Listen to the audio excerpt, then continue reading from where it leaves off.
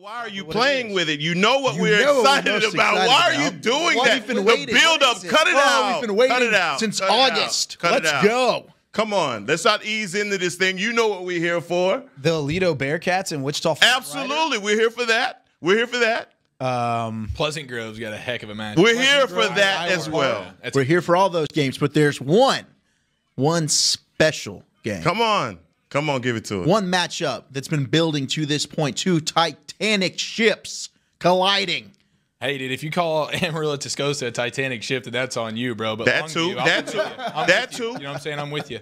With Longview there. With who's who, man? Well, how about let's get into that Titanic matchup? Duncanville, Allen. Oh! I was thinking Highland Park and Ryan. Oh, now, I'm okay. just kidding. That's also a big one. But Allen and Duncanville, no doubt. No doubt the one that we've been preaching about. And this is exactly what has happened. We saw this game, week 1? Yeah. Right. And we looked at it and said, hey, if the football gods are a thing, then these two teams will meet. They're a thing, baby. Well, guess what? They're a thing because we're getting Duncanville. And we're not going to drive Chris crazy by talking about this for an hour, by the way, No, we guys. probably will, actually. Yeah, Okay. I think we're definitely going to talk about it for at least an hour and 5 minutes. Do it. No, we're not going to talk about it for now, but we are going to talk about it right now. Let's look at this because Duncanville with probably – actually, I'm not even going to say probably. Let's just say the biggest, most impressive win really of the entire season. 51-7 just across the hallway from where we are right now with Duncanville over South Lake Carroll and TJ McDaniel. Last week, the Landry Award winner had no answer for that Duncanville defense, and Duncanville just absolutely manhandled an undefeated, a state championship caliber South Lake Carroll team. This Duncanville team is special, and we knew that going into this game, but this just solidifies how special this Duncanville program really has been under Coach Sample. That is the worst playoff loss ever Call it. for South Lake Carroll. Ever in their school's history. The worst playoff defeat they have ever suffered, 51-7. They had 3 turnovers all year going into that game. How many did they have? How many did that Duncanville defense force? Not that one. Historically great. Not 2. Not even 3. Not even 4. What? Not 5. It was 5. I think it was 5. 5 It was turnovers. absolutely 5. It was 5 turnovers. Bowers forced. had no picks, right, coming into the game? And his first pick is a pick 6 to the house. Unbelievable. Yeah, and then he had 2 more. So that was the kind of day they had. Duncanville was just absolutely dominant. Look, guys, we got a 2-hour show, and I'm going to try and keep it all on the rails for 2 hours, okay? Well, good luck. All right. But all I'm saying is that last Saturday, we had a guy in here with a really nice suit. What's his name? Pat Doney. Pat Coney. Positive Pat. Pat, my Pat man. Coney You with the didn't P. retweet us, Pat. We got something to say to you about that. But either way, got to tell you, Pat, you were on the show, and you called my man, what did he call him? He called him Sean McVay, didn't he? He said he was ish. Didn't he say ish? Mm-hmm. Yeah. See, that's the thing about football that really drives me crazy, the comparison thing. Because we don't wait for the proof to come out in the pudding. We just jump out the cake and say, it's pudding, right? Like, oh, you're young. Yeah. You're good looking. Yeah. And you're an offensive guy. Let's go. Sean McVay-ish. So what I'm saying, I get it. And I know we're in a hurry to try and find the next Elon Musk of football, right? But then you pick South Lake, and Duncanville came out and put boot. I mean, it was one of the best high school football games I've seen in a very long time. TJ McDaniel, nothing but respect for that kid. Mm-hmm. He did something that no other running back has ever done against the Duncanville defenses, put up 100 yards total on them. But the hit in the first quarter, guys, if you watch the first quarter, there was a hit against TJ McDaniel on just a little out pass. Oh, yeah. That started the whole – Chris Thompson. It started the whole night. Yep. It set the tone. Yeah. It He went set the one tone way, his helmet early. went the other. Yeah. Yeah. Unbelievable. And we'll see it here in a little bit, but this is an unbelievable hit overall. Let's take a look at this. Look at the top part of the screen. Boom! I mean, hey, man, I think it's the Look at he's looking around. Man, Chris Thompson, Flexing yeah, on him. love flexing on him. That's called. That's a man hit. That is a Good. man. That is a man That hit. defense. Look at this right here. Let's watch Bowers it. takes a shot. McDaniel takes a shot. Great catch. So guys, That's a perfect He did depiction of really that did. whole day for Southlake right there. So that pass right there, that play right there, I believe that everybody in the whole stadium took a gasp. Oh no, they did. It was a collective gasp on both sides.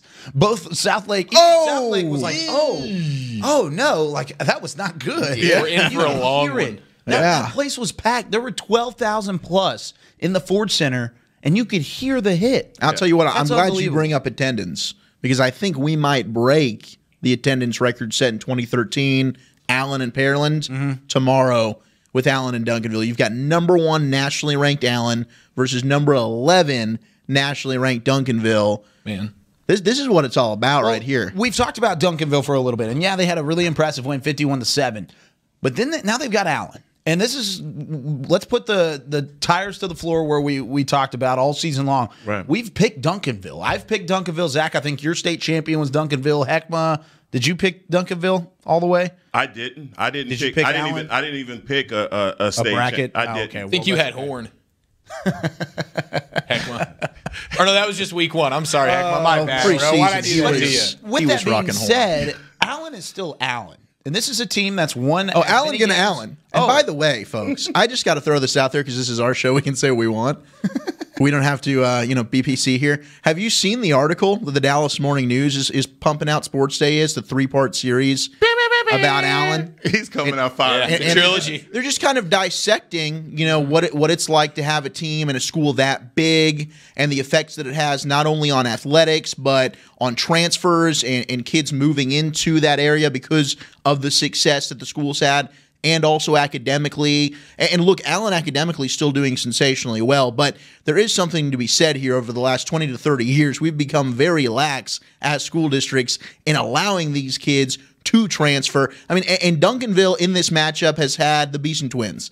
They've gone ahead. They transferred this year from Bishop Dunn over to Duncanville, and they will have a huge impact on tomorrow's game. When you've talked about that, Heckma, Right. Marquez Beeson matching up alongside Theo Weiss, and on the other side, the other Beeson brother, one of the most outstanding wide receivers in the state. Now, he doesn't get a whole lot of love because that offense is predicated on running the football, but in my opinion, if Duncanville's going to win this game, Jaquinton Jackson's going to have to take his shots, and you bet Beeson's going to be on the other end of that. Yeah, it was a very intriguing conversation, but you're right, Kyle. Zariah Beeson, that's his name. Zariah Beeson, his brother, Junior Zariah Yeah, Beeson. Junior. Yes, sir. And that was the article was really good, but the truth is that Allen is really good. Yeah. And it's not going to be a cakewalk at all for Duncanville. They're going to come up against a formidable opponent that we talk about the law firm, Tisdale and Weiss. There's something to the fact that these guys can score quick, fast, and literally Theo Weiss is unstoppable.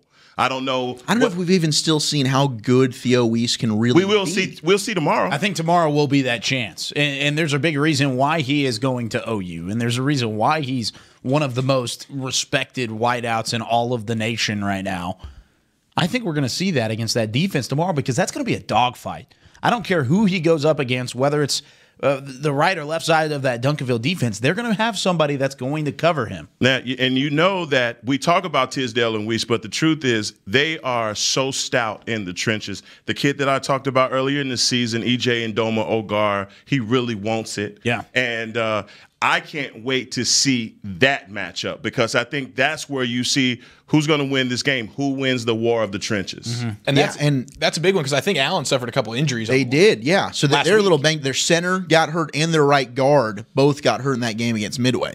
So we talked, and that's something, Heckman and I have talked on the phone leading up to this one. We get together on a phone call 30 minutes FaceTime later. FaceTime. You bet it. What Of other course it way? was. What other way other than FaceTime? Modern technology, right? But we talked about that. The defensive line of Duncanville that's been so good all year long, especially inside. Their defensive tackle is one of the best players in the country, in my opinion. He's outstanding. But that offensive line for Allen, they've just been able to really maul people. We've talked to Pickle, who seemingly covered every single Allen game during the regular season. There was And a reason for that. Yeah, and every time she basically just said, they're just wearing teams down late in the game. Maybe there was a team that could play with them for the first quarter or a half, and then you'd see the third and the fourth quarter, they would really start to just manhandle teams. But for Duncanville, they have excelled in the third quarter of football games. They have not allowed a single point all year long in the third quarter. Let that marinate in your spirit. A single point all year long That's in unbelievable. the third quarter. You think about the adjustments and coaching wise, then obviously all the credit in the world to the players there with their defense. But you said it, that running game and that offensive line has been huge for Allen this year. And without their starting center, starting guard, and you're going up against a Duncanville defense like this is they haven't seen a defense anywhere close to this all year. And now you're coming in a little bit shorthanded. And they'll be really game time decisions, but you got to think they're not 100%. They're not 100%, and that's if they play at all. So it's going to be an absolute dogfight. That Duncanville defense, they've been unbelievable all year, and we've talked about it, but they go beat a team like Southlake the way they did last week, and now everybody starts perking up. Holy smokes, we got ourselves a big one tomorrow. Well, let's look at what Allen has in terms of how they got there. We talked about the Midway game, and even though it was a 51-7 beatdown, both of these teams winning by the same exact score in the state quarterfinals. But before that, you look at Allen and the close game they had against the Woodlands. If we want to even go farther back, Allen and Rockwall. Rockwall had the ball down by 5 in the fourth quarter. And there was a good chance there that Allen might have dropped a game in a shootout to Rockwall. Now you look at the comparison statistically between Duncanville and Allen.